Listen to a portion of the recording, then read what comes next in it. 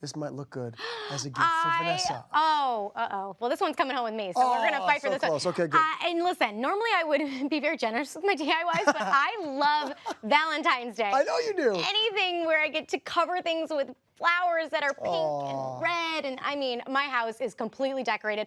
Beautiful, like how our house is decorated too. I love the details of the pink. So I wanted to go big with our countdown to Valentine's Day with this big heart, because I'm obsessed with Valentine's Day. And I love that about you. Thank you. I love that about you. Okay, so what materials do we need? I know we need some faux flowers. Start with the faux flowers, of course. And so the base of the heart is actually foam core. We love foam core here. We use it for so many things. And I have a macrame hoop. You can use an embroidery hoop as well. Okay. I have an X-Acto knife, some dowels, Sharpie, scissors, hot glue gun, and some foam sheets for some detailing, and like you said, the beautiful flowers. The beautiful faux flowers that you choose to get. Okay, so what's the first step? So the first step is figuring out your sizing. So for this, you really don't have to do something as big as this, but why not? Because it's really fun. So it's going to depend on whatever your window is or whatever your space is that you're working with at your house or your school or wherever you're doing this.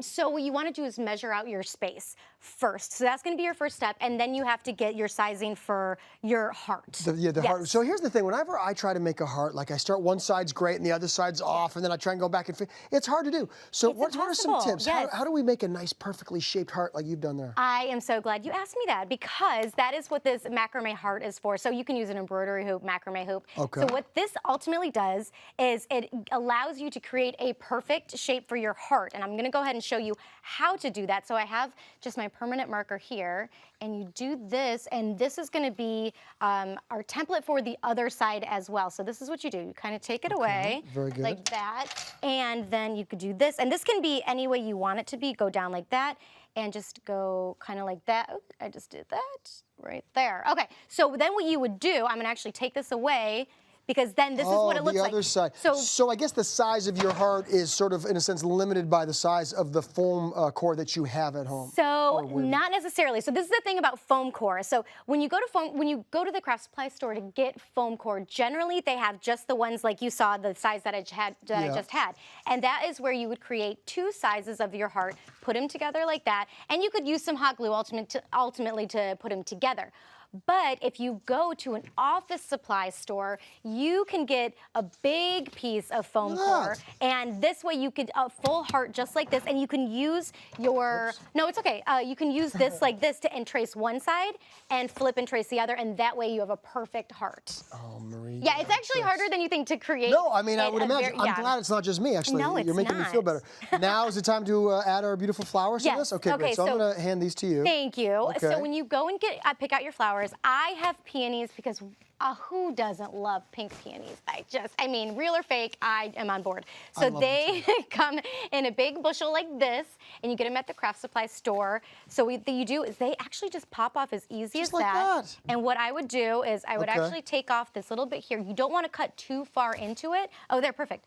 You don't want to cut too far in because they could potentially come apart. So you just want to make sure there's still that little bit there. Okay, I'm giving you a few to work with. Is that good? I appreciate that. Okay. And what I would do is I would actually just pop some hot glue on here.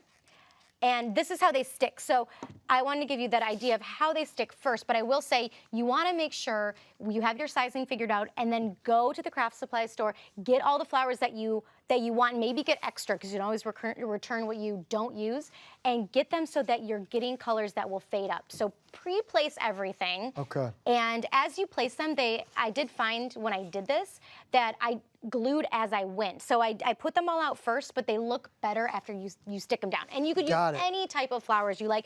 I liked the peonies because I love peonies, but you could ultimately do roses are always great for Valentine's Day. And so kind of place this, so make sure you have enough. Okay, I'm just putting them out here in case you want to kind of do your ombre look, because you're getting that nice gradual look. And you can see you just kind of continue to go up with this too as well. And you'll just go in and adjust as necessary. And then once you've got it laid out, that's when you can go in with your hot glue and kind of secure them into place. And know that you have enough. So you might have to do another trip to the craft supply store depending on how ambitious you get with the heart. It's so pretty. I mean, it really is. So once we've kind of got that all laid out, are we ready to move on to the arrow and creating the fun little Valentine's arrow, the Cupid's arrow going through the heart? Anytime you ask ask me to talk about glitter, I am there, Cameron Matheson. I mean, Valentine's and glitter and Maria all put together, it's like the sensory best overload. day ever. So what I did for the little thing going through the heart, I have the little arrow. I used a dowel, so when you go to the craft supply store, they can come in a number of different sizes. If you can't find one that can actually, so for instance, I'm gonna show you this with this heart here. Yep. So see how if I kept it together, it wouldn't really cover, it wouldn't be as big as you want it to be. It'd just be little sides poking out. Yeah, you glue it on the back like that. But before you glue it on the back, so that's why I'm like, don't worry about if you can't find one that's long enough. Yeah, that's a great idea. So get them when they're plain like this, you can cut them in half. And I just covered it with some gold paint and some gold glitter. And that's really it. And then the end of it is just the foam sheets, again, craft supply store. And what you do is you just cut them really easy, and that is what creates your little thing at the end of your arrow. Okay, yeah, that gives it the little feathers. Either the top, yeah, so you can do this. And then you cut out the heart at the other end. Yeah, and you can go in and add some detailing detailing but it's too. really a heart. I made mine a heart. Of course you did. Yeah, my Cupid's friendly. Look how easy that is. So see, And look how fantastic it is. And that then you would just go attach on. that to the arrow. Yeah, just like, just like this on the end, and you're good to go. And that's just some hot glue. Maria, I'm probably going to finish this one up, and I'm going to bring it home to Vanessa. Okay, you can have this one, because I'm doing that one. I know.